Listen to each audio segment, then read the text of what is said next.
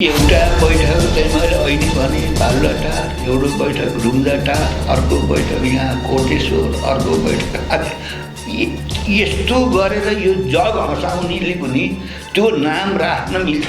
राष्ट्रिय जनमोर्चाले यस्तो भ्रष्टाचारी सरकारलाई किन समर्थन दिएछ? त्यो समर्थन दिएको हुनाले राष्ट्रिय जनमोर्चा भ्रष्टाचारी हो पनि भन्छन्। कोही राजनीतिमा जब नजानेका राजनीति गर्ने भनेको जीविकोपार्जनको लागि, सम्पत्ति कमाउनको लागि जुन खालको लुछाचुडी भएको छ सत्ताधारीहरूको प्रतिपक्षीहरूको समर्थन गर्नुको अर्थ उसले जे गर्छ त्यसको हामीले आँखा चिम्लेर समर्थन गर्दैनौँ, विरोध गर्छौँ। अहिले तपाईँको मिडियामा नि मैले सरकारको त विरोध गरेँ त। स्वयं प्रचण्ड सामेल भए 5 नम्बर क्षेत्रलाई तराईबाट पहाडबाट तराई अलग गर्न सकेनन्, बेग्ली कुरा। कसलाई काङ्ग्रेस पार्टी भन्ने हो?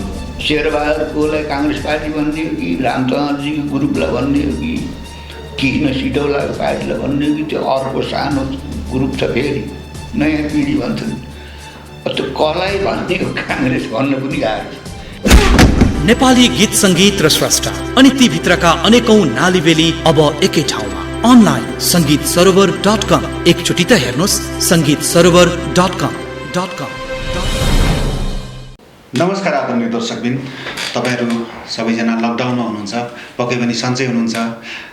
आनन्दले लकडाउनलाई व्यतीत गरिराख्नु भएको छ। जति पीडा भए तापनि त्यसलाई स्वीकार गरिराख्नु भएको छ र आज फेरि अर्को पटक लकडाउन थपिएको अवस्था छ।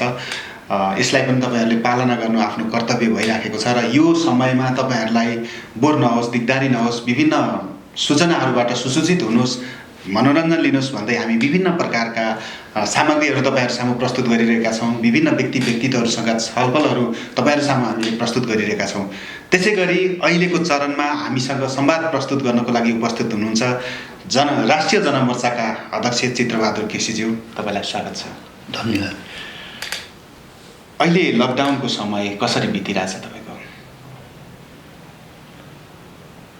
अहिले अब लकडाउनको समयमा अब किताबहरू पढ्ने, पत्र पत्रिका पढ्ने, मिडियाहरूको बिचमा छलफल गर्ने, अनि भिडियोबाट सम्भव भएसम्म पार्टीका मिटिङहरू गर्ने, फोनबाट देशका विदेशमा भएका साथीहरूसित इष्टमित्रसँग सम्पर्क गर्ने, त्यही। देशमा यति लामो लकडाउन भइराखेको छ, फेरि पनि थपियो होइन? अब अझ यसलाई चाहिँ जेठ 5 गतेसम्म पुर्याउने भनेर मन्त्री परिषदको निर्णय सार्वजनिक भएको छ। सरकारको यो गतिविधि र जनताको समस्यालाई कसरी हेरिराख्नु भएको छ? अब 2 जना सङ्क्रमित भएको बेलामा त लकडाउन सुरु गरेको थियो सरकारले।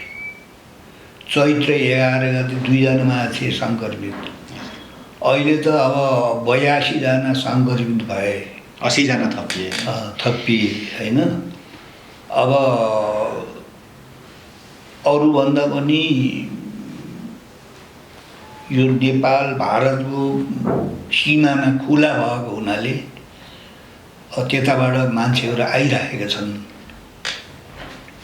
अब त्यसो भएको हुनाले यो कसैलाई सजाय दिनभन्दा पनि यो कोरोनाको समय नथपे झन् ठुलो जनधनको स्वास्थ्यको क्षति हुने भएको हुनाले अब आवश्यकता अनुसार यो जुन लकडाउनको समय थपिएको छ यसलाई हामीले अन्यथा लिनुहुन्न। अहिले अब अस्ति हिजो मात्रै बाँकेमा अब 1 दर्जनभन्दा बढी एकैचोटि सङ्क्रमित देखिएको छ। उदयपुरमा त्यस्तै छ। त्यसो भएको हुनाले अब यसलाई त एउटा उपाय नै हो लकडाउन, यसको विकल्प छैन। अब यसलाई पालन गरेरै बस्नुपर्छ। जुन देशहरूले लकडाउनलाई खेलचाल जस्तो गरे त्यति वास्ता गरेनन्, ती देशमा ठुलो क्षति भएको छ मान्छेहरू। त्यसो भएर अब हामीले यसको आवश्यकता नै सरकारले महसुस गरेर, तपाईँ हामीले महसुस गरेरै यो लकडाउनको मिति फेरि पनि थपिएको छ। यसलाई हामीले पालन गर्नु विकल्प छैन कि मर्न तयार हुनु पर्यो। अब त्यो कोरोनाले समातिसकेपछि यहाँ हाम्रो औषधि उपचार छैन। त्यसो भएर जोगिने कुरा अब जोगिनै पर्यो। अब यो कति दिनसम्म यसले काम गर्ने हो, यो कोरोनाले कति दिन सताउने हो। त्यसो भएर यसको विकल्पै छैन, लकडाउनको मिति थप्नुको विकल्पै छैन। तर जुन जनताहरू दैनिक गरी खाने जनताहरू छन् नि, सरकारले आफ्नो उत्तरदायित्व कतिको पुरा गरे जस्तो लाग्छ? गरेन त। लकडाउन गरिसकेपछि कहीँ अरू देश अनि हामीले समाचार सुन्छौँ। अब सधैँभरि सरकारले ख्याल गर्नुपर्छ जनताको भन्ने होइन। यस्तो अप्ठ्यारो परेको बेलामा अब सरकारले खास गरी अहिले सबभन्दा दुर्दशा भएको दैनिक ज्यालादारी गरेर हिँड्ने खाने मान्छे मजदुरहरू, असङ्गठित मजदुरहरू, तिनीहरूको त कन्त बिजोगै भएको छ र त्यतातिर सरकारको ध्यान गएको छैन। अब सुरुमा चैत 11 गते लकडाउनको घोषणा गर्ने बेलामा पनि 1-2 दिनको तयारीमा, 1 दुई दिनको हल्लामा मात्रै सरकारले लगत्तै लकडाउन गरिहाल्यो। अब यहाँ दैनिक ज्यालादारी गरेर खाने असङ्गठित मजदुरहरूलाई के लाग्यो भने यो हप्ता 10 दिनको लकडाउन हो, यो छिटै यो हट्छ, त्यसपछि लगत्तै आफ्नो थाकथलोमा दौडिहाल्नु पर्दैन भन्ने किसिमले त्यसरी सोचे जनताले। अब तर अब जब यसको म्याद बढ्दै गयो, अब यहाँ दैनिक ज्यालादारी गरेर मजदुरी गरेर खानेहरू, असङ्गठित मजदुरहरूको चाहिँ अब खानेपिने व्यवस्थामा समस्या पऱ्यो, घर भाडा तिर्ने कुराहरू भयो, धेरै कुराको उनीहरूको अवस्था अप्ठ्यारो भएपछि र लकडाउन भए पनि अब हजारौँ हजार मान्छे चाहिँ टाढा टाढा चाहिँ बाटो थाकथलोमा चाहिँ हिँड्दाखेरि अब नगरपालिका छ त्यो ठाउँमा, गाउँपालिका छ, प्रदेश पनि छ भन्छन् होइन। तर ती किसानहरूको, ती चाहिँ मजदुरहरूको जुन राज्यले या त उनीहरूलाई यहाँ बस्नलाई खानलाई मद्दत गर्न सक्नु पर्थ्यो, यदि नसकेर उनीहरू आफ्नै थाकथलोमा आफ्नै घर गाउँमा जान्छौँ भनेर त्यो आइमाई केटाकेटी त्यत्रो लहरको लाएर काठमाडौँदेखि देशका विभिन्न ठाउँमा टाढा टाढा, कोही कञ्चनपुर, कोही धनकुटा, कोही धरान, इलाम, त्यति ठुलो पैमानामा चाहिँ जनताहरू पैदल हिँडेको सरकार त देख्यो नि। सरकार त बेखबर थिएन, सारा मिडियाले त देखाइरहेको छ। त्यस्तो बेलामा पनि सरकारले कुनै न कुनै चाहिँ व्यवस्था गरेर उनीहरूलाई आफ्नो थाकथलोमा पठाउनु पर्थ्यो र त्यसरी जान खोजेकालाई राज्यले आफ्नो पहलमा व्यवस्थित रूपले आफ्नो थाकथलोमा लगेर उनीहरूलाई क्वारेन्टाइनमा राख्ने जुन कुरा हुन्थ्यो, त्यसले गर्दा यहाँ काठमाडौँको चाहिँ भार कम हुन्थ्यो।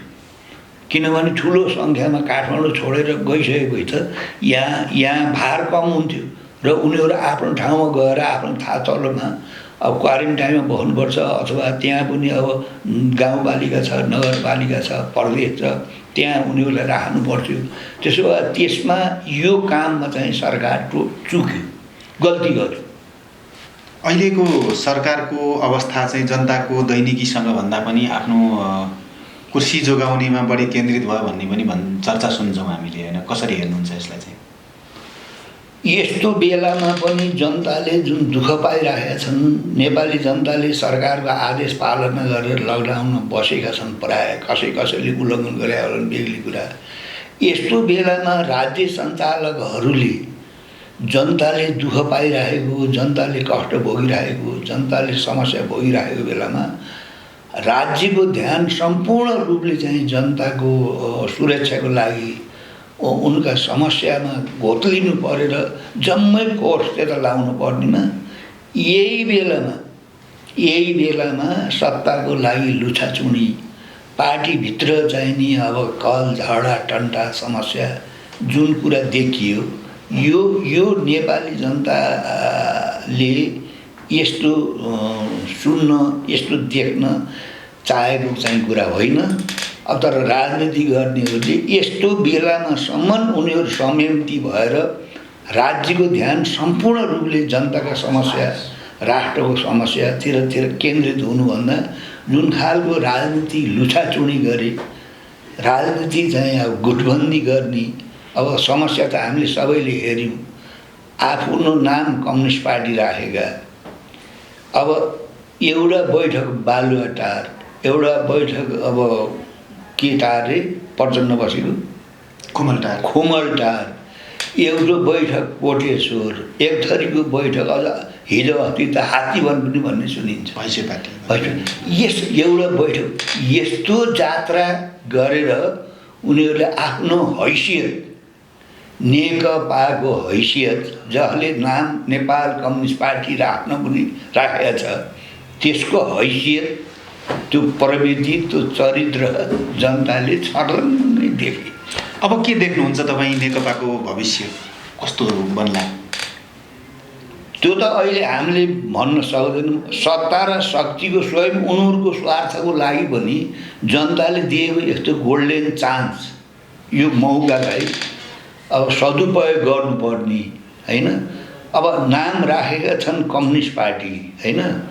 अब कम्युनिस्ट पार्टीको बैठक, पार्टीभित्रको विवाद, पार्टीभित्रको अन्तर्विरोध अब तपाईँहरूको मिडियामा आएर अनि अब कान्तिपुर टिभीबाट पार्टीभित्र भएका मतभेद, पार्टीभित्र भएका विवाद, पार्टीभित्र भएका असन्तोष खुल्लेआम छर्लङ्ग चाहिँ चौबाट चाहिँ यस किसिमले अब उनीहरूले चाहिँ आफूलाई लेनिनको नाम पनि लिने गर्छन् कहिले कहिले भनेपछि अब उनीहरू आफू कम्युनिस्ट सिद्धान्तबाट, कम्युनिस्ट चरित्रबाट, कम्युनिस्ट पद्धतिबाट उनीहरू त चाहिँ त्योसित टाढाको पनि यिनीहरूको नातो छैन भन्ने कुरा छ। अहिलेको यो स्थिति, अहिलेको यो व्यवहार, उनीहरू पार्टीभित्रको अन्तर सङ्घर्षलाई सञ्चालन गर्ने प्रक्रिया जुन यो देखियो, यो चाहिँ उनीहरू आफूलाई त लाज लागेन, हामी देख्नेहरूलाई पनि लाज, हामीलाई अरू सर्वसाधारण जनतालाई जवाफ दिन पनि हामीलाई लाज लाग्छ। अगाडिका सत्ता सरकार सञ्चालन हुँदाखेरि एउटा पार्टीले सरकार सञ्चालन गर्ने अथवा मिलिजुली सञ्चालन गर्ने र जो प्रतिपक्षमा बसेको हुन्छ उसले चाहिँ देशको आवश्यकतामा केन्द्रित भएर सरकारलाई आवाज उठाउने गरेका पनि कतिपय देखिन्थे। आफ्नै स्वार्थ होला। नेपाली काङ्ग्रेस त चुप छ यति बेला, के भन्नु? नेपाली काङ्ग्रेसले पनि अहिले यिनीहरूले जे गरेका छन् त्यस्तै गर्दै आएको हो। त्यस कारणले अब उनीहरूको पनि राष्ट्र र जनताको चिन्ता गर्ने भन्दा पनि अब प्रतिपक्ष पनि अहिले चाहिँ एउटा छैन। कसलाई काङ्ग्रेस पार्टी भन्ने हो? शेरबहादुरकोलाई काङ्ग्रेस पार्टी भन्ने हो कि रामचन्द्रजीको ग्रुपलाई भन्ने हो कि कृष्ण सिटौलाको पार्टीलाई भन्ने हो कि त्यो अर्को सानो ग्रुप छ फेरि नयाँ पिँढी भन्छन्, त्यो कसलाई भन्ने हो काङ्ग्रेस भन्न पनि गाह्रो छ। त्यस कारणले प्रतिपक्षीको पनि परीक्षा अहिले भएको छ। उनीहरूले सत्ता पक्षकालाई सजग गराउने, उनीहरूलाई तपाईँको चाहिँ दबाब दिने जुन खालको प्रतिपक्षले त्यो देखाउनु पर्ने जो हैसियत हो, अब उनीहरू पनि अब किन चाम्री भन्छन् नि मरिच आफ्नै रागले भने जस्तो उनीहरूका पनि आफूभित्रका अन्तर्विरोधहरू, आफूभित्रका सत्ता स्वार्थहरू, आफूभित्रको नेतृत्व तपाईँको भोग, त्यो उनीहरू आफै पनि सम्हालिन सकेका छैन। त्यस कारणले यति कमजोर प्रतिपक्ष भएको लाँदा झन् नेकपालाई चाहिँ देश सञ्चालन गर्न, आफ्ना नीति निर्धारण गर्न आफै झन्डै दुई तिहाई छन्। अब प्रतिपक्षलाई लाइट बालेर खोज्नुपर्छ, छैन, कता छ कता होइन, ऊ आफ्नै मामलामा चाहिँ अब बसिरहेछ। यस्तो बेलामा पनि अब सत्ता पक्षको प्रतिपक्षको जुन विगत देखिएछ यो चाहिँ राम्रो होइन, यसले राम्रो सङ्केत दिन्न। अहिले छ नि पछिल्लो समयमा जस्तो अब सरकारमै पनि उपसभामुखको निर्वाचन बाँकी नै थियो। अब यो बेलामा नेताहरू नेकपाकै अब सत्तारूढ नेकपाका नेताहरू चाहिँ आफ्नो शक्ति सञ्चय गर्न लागेको देखिन्छ। कोहीले कुन खालको गुट बनाउने, कहिले कुन खालको गुट बनाउने होइन। अब वामदेव गौतमलाई चाहिँ प्रधानमन्त्री बनाउने भन्ने कुरो पनि चर्चामा छ। राष्ट्रिय सभा थियो त्यसलाई टुङ्गाइयो, अहिले फेरि प्रतिनिधि सभामै ल्याउने भन्ने चर्चा चलिराखेको छ। कसरी हेरिराखेको छ राष्ट्रिय जनमोर्चाले यसलाई? त्यो त राष्ट्रिय जनमोर्चाले होइन, राजनीतिमा रहसम्म बुझेका मान्छेले हेरिरहेका छन् नि। प्रतिनिधि सभाको चुनावमा हारिसकेपछि अनि अब प्रधानमन्त्री हुनलाई प्रतिनिधि सभाको सदस्य हुनुपर्छ। त्यो प्रतिनिधि सभामा पनि संसदीय दलको नेता हुनुपर्छ।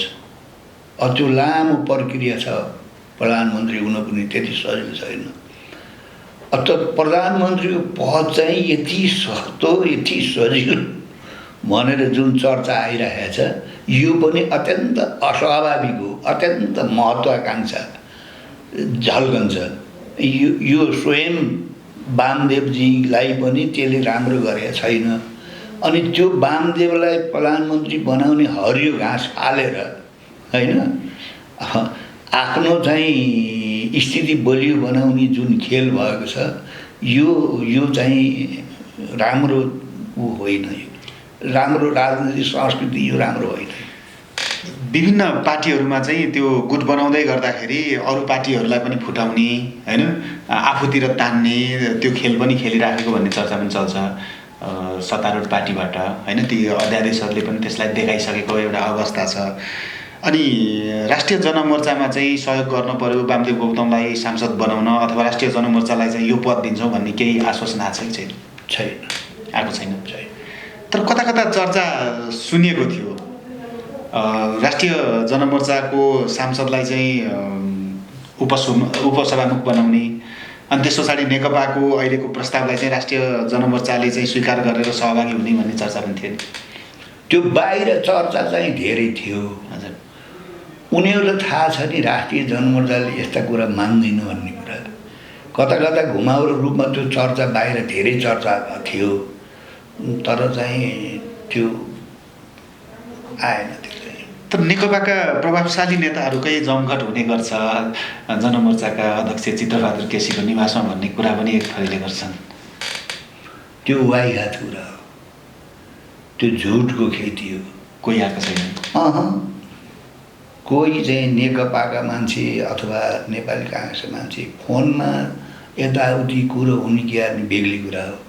नत्र चाहिँ राष्ट्रिय जनमोर्चाको अफिसमा नेकपाका नेताहरू त्यस्तो आउने ती सारा कुरा त्यो वाइघात कुरा झुटको खेती हो। के हुनसक्छ? उपसभामुख राष्ट्रिय जनमोर्चाबाट हुनसक्छ? के छ? सक्दैन नि, कुरा त यही भइरहेको होइन। यो त झुटको खेती हो कि, यो त नचाहिने कुरा हो। यो उपसभामुख हुन नहुने भन्ने कुरा भएन। सङ्घमा हाम्रो 2-4 जना सांसदहरू भएको भए सांसदहरू अब सभामुख उपसभामुख सांसदबाटै हुने हो होइन। त्यस्तै गरेर विभिन्न समितिमा सभापति हुने हो। म आफै पनि लेखा समिति सभापति भएको थिएँ कुनै बेला। त्यसको कारणले त्यो सङ्घमा हाम्रो 2-4 जना मान्छे भएको भए उपसभापति हुनलाई हाम्रो आपत्तिको कुरा होइन। अब सङ्घमा जम्मा हाम्रो 1 जना पार्टीको चाहिँ नीति लिएर जानुपर्ने संसदमा, त्यो 1 जनालाई समेत हामीले उपसभापति बनाएर थन्कायौँ भने हाम्रो स्थिति के हुन्छ? त्यस कारणले यो बाहिर जुन चाहिँ नाना थरी कुरा गर्छन् नि, यो सब वाइघात कुरा हो। त्यस कारणले यसमा कुनै सत्यता छैन। हामीले चाहिँ सङ्घबाट 1 जना मात्रै सांसद त्यहाँबाट चाहिँ उपसभामुख बनाएर त्यहाँ चाहिँ के अधिकार हुन्छ? त्यो त सङ्घमा पनि हाम्रो चाहिँ प्रतिनिधि हुन्न नि। त्यस हुनाले यस्तो कुरा पनि राष्ट्रिय जनमोर्चाले मान्न लागेको हुन्छ भनेर बाहिर बढी हल्ला गरिरहन्छन् अनावश्यक काम नपाएकाहरूले। त्यसो भए त्यो सत्य कुरा हुँदै होइन, त्यो गलत हो नि। जस्तो यो अध्यादेश प्रकरणपछि नेकपाभित्र अन्तर्द्वन्द एकदमै चर्कियो, आफ्ना गुट बने होइन। पछिल्लो समय गत 20 गते सचिवालय बैठक थियो, त्यसबाट चाहिँ प्रधानमन्त्रीको राजीनामा आउन सक्ने भन्ने चाहिँ आङ्कलन बाहिर गरिएको थियो। त्यसलाई त्यतिकै 81 अब मिल्यौँ हामी भन्ने कुरा आयो। फेरि अहिले विवाद सुरु भएको छ र 26 गते अर्को बैठक बोलाइएको छ। के आउला जस्तो लाग्छ? त्यो त बैठकबाटै थाहा पाइएला। अहिले त कसैको बारे अनि भविष्यवाणी गर्न सकिने कुरा भएन। राजनीतिक चरित्र एउटा प्रवृत्ति देखाउँछ नि। त्यो पार्टीभित्र अन्तर्विरोध हुन्छ, सबै पार्टीमा हुन्छ।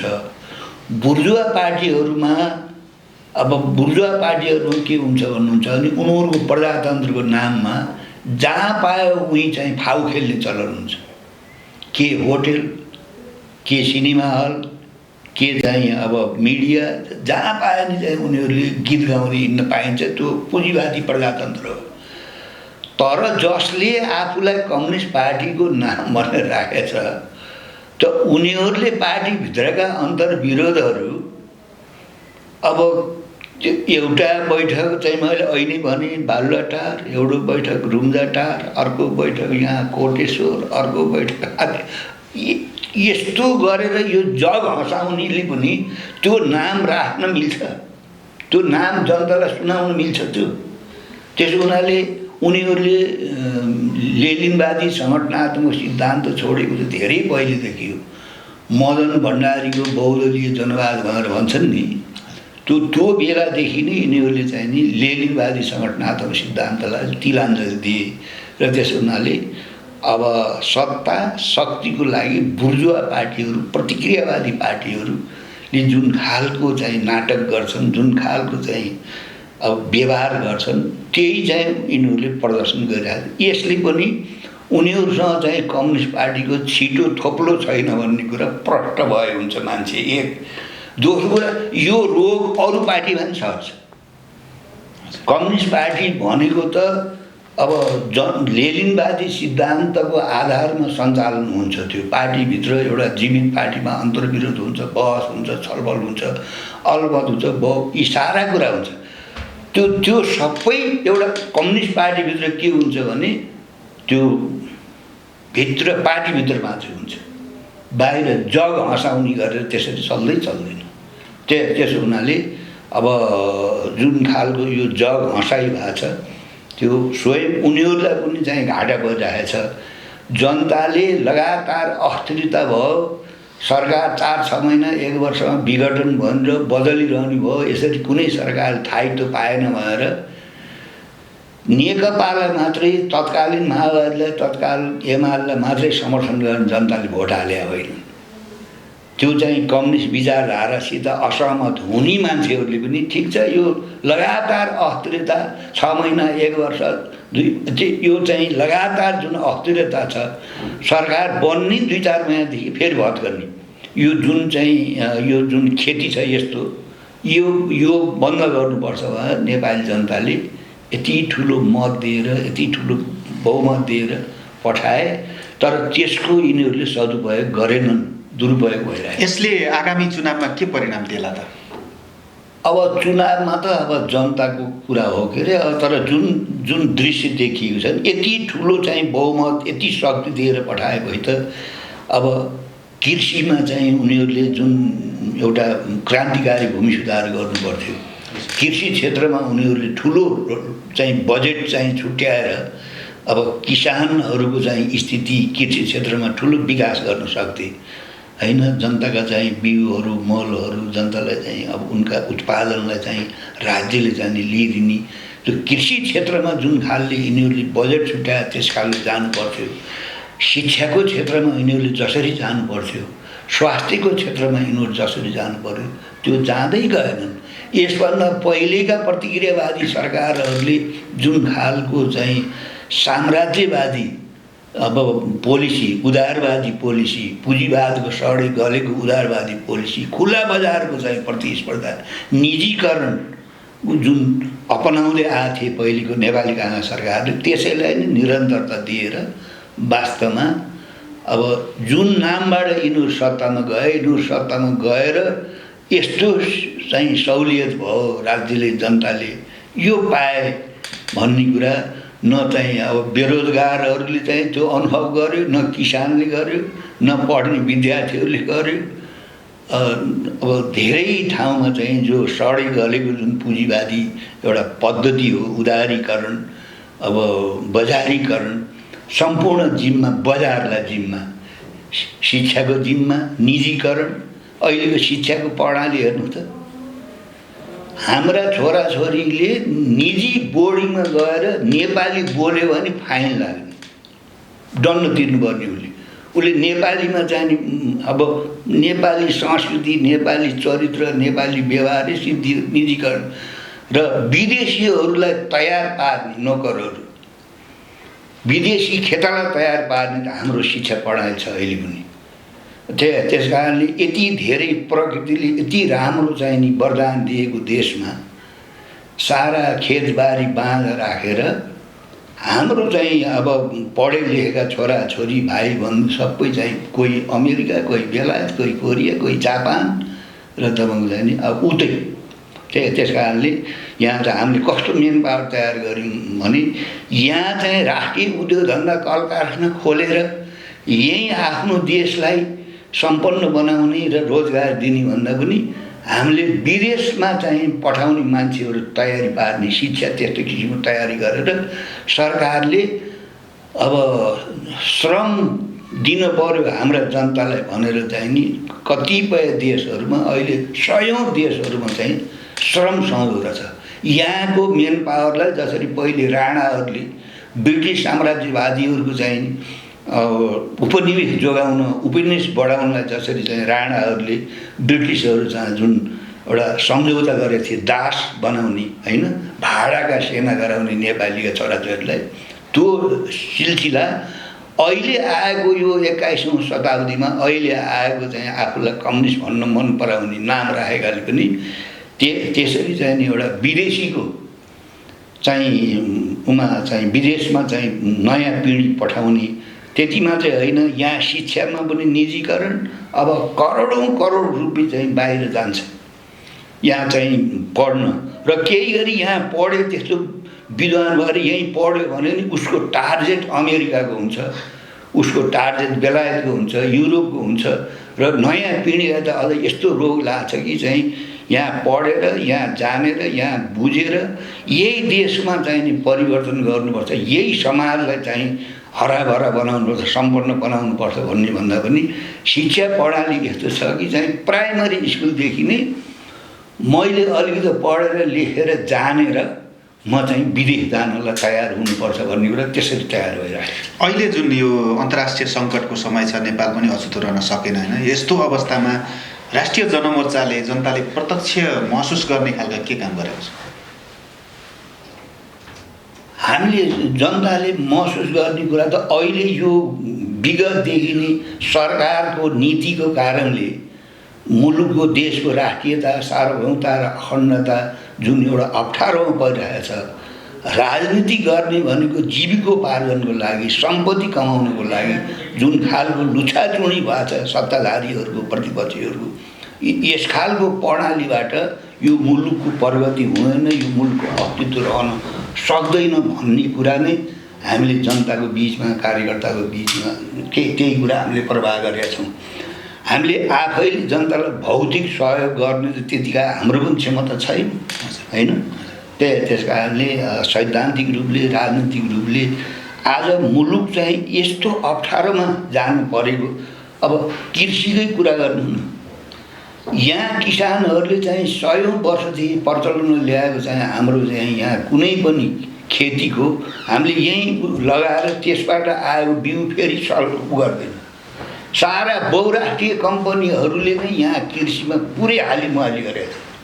हामी त उनीहरूको खेतला भएर होइन, एउटा किसानले काँक्रो रोप्छ, त्यो काँक्रो अब बहुराष्ट्रिय कम्पनीको बिउ हो र उसैको चाहिँ रासायनिक मल हालेर त्यो काँक्रो फलाउने हो र अर्को वर्ष काँक्रो रोप्नु पर्यो भने पनि त्यो हामीले लगाएको काँक्रोबाट बिउ हुन्न, उही बहुराष्ट्रिय कम्पनीकै बिउ ल्याउने हो र त्यो काँक्रो बिसादी हाल्यो काँक्रो हामीले चाहिँ ग्राहकहरूलाई खुवाउने हो। कृषिको क्षेत्रमा त्यो दुर्दशा छ, शिक्षाको क्षेत्रमा दुर्दशा छ, स्वास्थ्यको क्षेत्रमा दुर्दशा छ।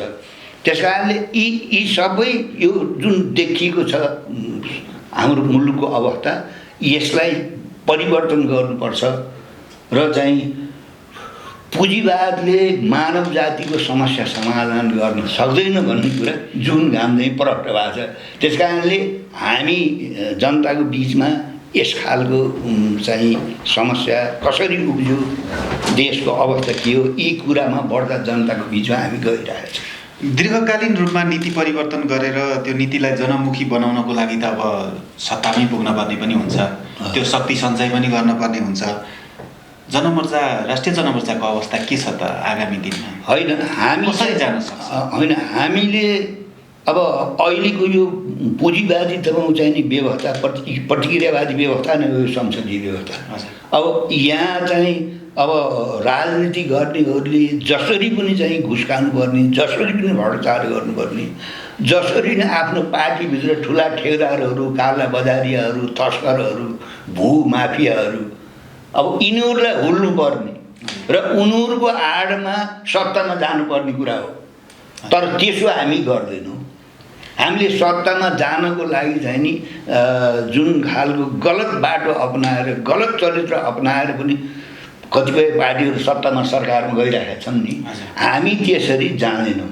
हामीले हाम्रो आफ्नो सिद्धान्त, आफ्नो नीति, आफ्ना विचारहरू जनताको बिचमा प्रवाह गरेका छौँ र हामीलाई यही संसदीय प्रणालीबाट नेपाली जनताको मुक्ति हुन्छ, देशको राष्ट्रियता, सार्वभौमता र अखण्डताको रक्षा हुन्छ भन्ने पक्ष हामी त्यो विश्वास गर्दैनौँ। त्यसो भएको हुनाले हाम्रा नीति, हाम्रा विचार, हाम्रा सिद्धान्तहरू जनताको बिचमा चाहिँ प्रकट छ। अनि विगतमा पनि सञ्चालित राज्य जुन नीतिले चल्छ त्यो नीतिको विरोध गर्दै आउनुभयो होइन? तपाईँ आफै पनि त 6वटा उपसभा के अरे उप प्रधानमन्त्री भएको सरकारमा सहभागी हुनुभयो। त्यस कुराले गर्दा पनि राष्ट्रिय जनमोर्चालाई अलिकति छेप हो भन्ने चर्चा पनि चल्छ नि त, त्यो लाग्दैन तपाईँलाई? पटक्कै भएको हामी सरकारमा जाने भए त तपाईँको चाहिँ 51 सालदेखि संसदमा छौँ नि त। हामी कतिचोटि कति अफर आयो हामीलाई, हामी गएनौँ नि। कुन बेलामा राष्ट्रिय जनमोर्चा सरकारमा सामेल भयो भन्ने कुरा त बुझ्नु पर्यो नि। जुन बेलामा हामीले आफ्नो संविधान आफै जारी गरेको बखतमा भारतीय साम्राज्यवादीहरूले यहाँ चाहिँ जब नाकाबन्दी गरे त्यसका विरुद्धमा लड्नु थियो र त्यहाँ गएर राष्ट्रिय जनमोर्चाले त्यो भारतीय साम्राज्यवादका विरुद्धमा लड्ने काम गर्यो कि अरू पार्टीसँग चाहिँ नि अब आफ्नो पदलाई, आफ्नो शक्तिलाई भजाएर पार्टीको स्वार्थ, व्यक्तिको स्वार्थ पुरा गर्यो? त्यो त त्यहाँ जानै नहुने, टेक्नै नहुने भन्ने कुरा भएन नि त। जुन परिस्थितिमा जानुभयो नि, एउटा परिवर्तनको संवाहक आफ्नो पार्टीलाई भन्दै गर्दाखेरि गणतन्त्र विरोधीहरूको नै समूह भएको ठाउँमा सहभागी होइन नि। ठुलो शक्ति त तत्कालीन एमालेको माओवादीको थियो नि त। ती त गणतन्त्रका पक्षधर हुन् नि। उनीहरू नकसिएको भए, हामी उनीहरूसँग नमिलियो भए त यतिसम्म नि काङ्ग्रेस समेत गणतन्त्र पक्षमा हो। त्यस कारणले अब जसले त्यहाँ गएर त्यो क्याबिनेटमा बसेर चीनसँग व्यापार सम्झौता समेत गर्यो, व्यापार तथा पारवान सम्झौता गर्यो, त्यतिखेरसम्म कुनै सरकारले गरेको थिएन होइन। केही संसदभित्र चाहिँ सरकारमा बस्ने मान्छेहरूले जनसङ्ख्याका आधारमा क्षेत्र निर्धारण गर्ने जुन प्रस्ताव आयो क्याबिनेटमा, संसदमा आयो, राष्ट्रिय जनमोर्चा त्यसमा सामेल भयो।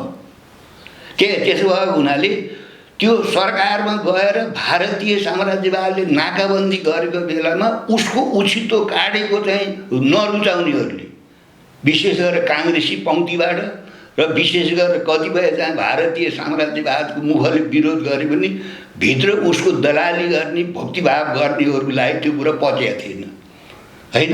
तिमी अहिलेसम्म सरकारमा गएको थिएनौ, इज्जत र सरकारमा जानै हुन्न भन्ने कुरा हो। त्यसो भए चाहिँ लेलिनको जुन डुमामा चाहिँ सांसदहरू गए, हामी संसदमा जानु हुँदैन थियो त्यसो भन्थ्यो।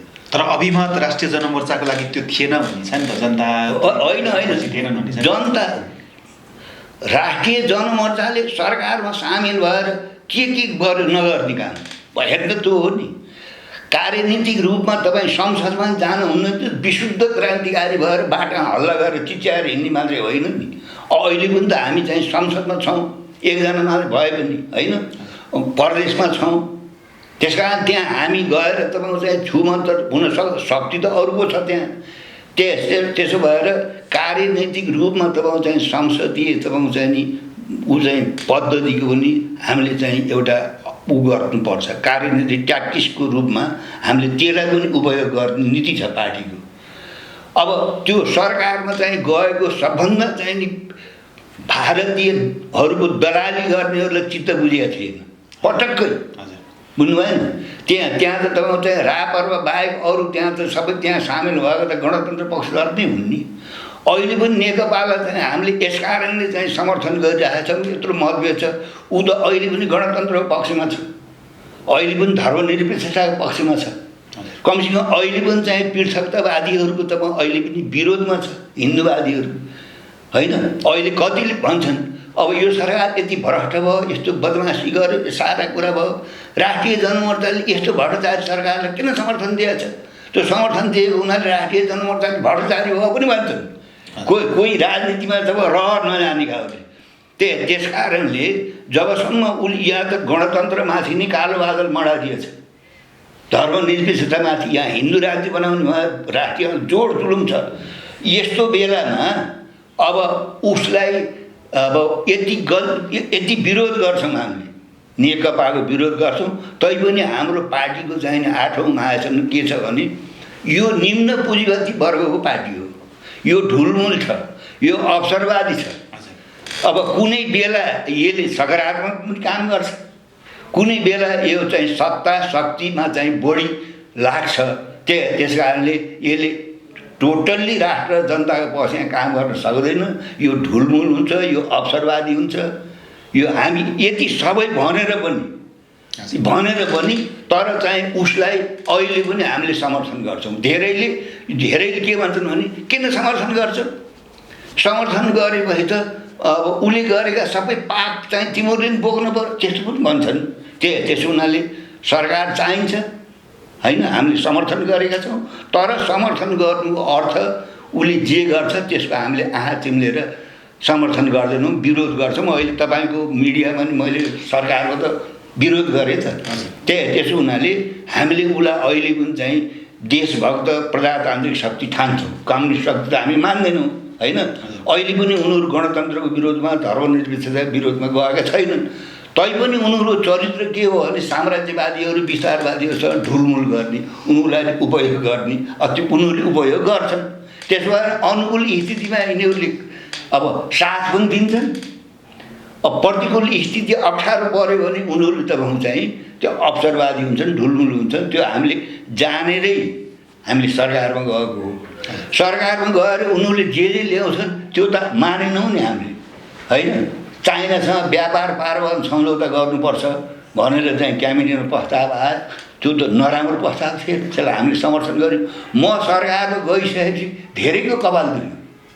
कसको दुख्यो भने जो भारतीय दलाली गर्ने अपर्च्युनिटी, अब लाटागाँडा जनतालाई त त्यो भोगाउँदै गएपछि चित्रबहादुर चाहिँ सरकारमा नजानु पर्थ्यो। त्यो नजाने बेलासम्म के गरेका थियौँ त हामीले। त्यसो भएको हुनाले त्यहाँ चाहिँ भारतीय साम्राज्यवादको भण्डफोर गर्नुपर्ने विरोध त झन् हुने भयो। त्यहाँ गएर उसको भण्डफोर गरेपछि त लैनचौरबाटै वक्तव्य निकाल्यो। यो चाहिँ जनसङ्ख्याका आधारमा निर्वाचन क्षेत्र निर्धारण गरेको भारतीय साम्राज्यवादले संविधान बनाउने नेपालीको हक अधिकार छेक्न नसकेपछि 7वटा प्रस्ताव ल्याएको थियो नि त्यो संविधानमा संशोधन गराउनलाई। अहिले पनि तपाईँको चाहिँ पृथकतावादी शक्तिहरूलाई बोकेर सहयोग गरेर उनीहरूद्वारा नेपालको संविधानमा संशोधन गराउनुले प्रयत्न गरिरहन्छ। स्वयं प्रचण्ड सामेल भए 5 नम्बर क्षेत्रलाई तराईबाट पहाडबाट तराई अलग गर्न सकेनन्, बेग्लै कुरा हो। त्यस कारणले हामीले के बुझ्नुपर्छ भने अब कतिपय चाहिँ विरोधीहरूले पनि अब हामी चाहिँ सरकारमा त्यतिखेर सामेल भएर तत्कालीन एमाले जुन चाहिँ राष्ट्रियताको पक्षमा नेपाली जनताले सबैले भोट दिए त त्यही तपाईँ चाहिँ नि भारतीय साम्राज्यवादको नाकाबन्दीको विरुद्धमा उनीहरू अडिएको हुनाले हामीले साथ दियौँ, नेपाली जनताले साथ दिए। त्यो समयको राजनीति र अहिलेको राजनीति हेर्दा नि त्यो बेलामा चाहिँ भारतको प्रत्यक्ष हस्तक्षेप, अब यति बेला चाहिँ नेकपाभित्र चिनको हस्तक्षेप भन्ने कुरा पनि चलिरहेछ नि, के भन्नुहुन्छ यो विषयमा? यहाँ हस्तक्षेप भएकै हो होइन चिनको? होइन, त्यो त देखिएकै छ नि, भएकै हो मान्नु होइन, देखिएकै छ नि। अब उता कुरा हुन्छ, यता नेताहरूको घर घर राजदूत गएको भन्ने कुरा त देखिन्छ नि। अब अन्तिम प्रश्न तपाईँलाई है, राष्ट्रिय जनमोर्चाले यो सरकारलाई कहिलेसम्म साथ दिन्छ, कहिलेसम्म समर्थन गर्छ? जबसम्म यसले गणतन्त्रको पक्ष लिइरहन्छ, धर्मनिरपेक्षताको पक्ष लिइरहन्छ, त्यति बेलासम्म हामीले यसलाई समर्थन गर्छौँ। त्यो गणतन्त्र पनि छोड्यो, धर्मनिरपेक्षता पनि छोड्यो, हिन्दू राज्य बनाउनुतिर लाग्यो भने हामीले यसलाई छोड्छौँ र अब योभन्दा अर्को शक्तिले आएर गणतन्त्रको रक्षा गर्दैन, धर्मनिरपेक्ष गर्दैन। अब ल्याउने शक्ति भनेको गणतन्त्र खतम पार्ने, धर्मनिरपेक्ष खतम पार्ने शक्ति नै हो अब ल्याउने शक्ति। गणतन्त्र भन्दै भन्दै जनताको अभिव्यक्ति स्वतन्त्रतामा अङ्कुश पनि लागिरहेको छ नि त। जनता बोल्न नपाउने गणतन्त्र जनतालाई चाहियो होला? होइन, नत्र त नयाँ जनवादी क्रान्ति गर्न सक्नु पर्यो त। यो बुर्जुवा गणतन्त्र, पुँजीवादी गणतन्त्र हामीलाई त पछ्या छ रे। के गर्नुहुन्छ तपाईँले? समय दिनुभयो तपाईँलाई धेरै धेरै धन्यवाद। नेपाली गीत सङ्गीत र स्रष्टा अनि ती भित्रका अनेकौं नालीबेली अब एकै ठाउँमा। अनलाइन संगीत सरोवर.com। एकचोटि त हेर्नुहोस् संगीत सरोवर.com।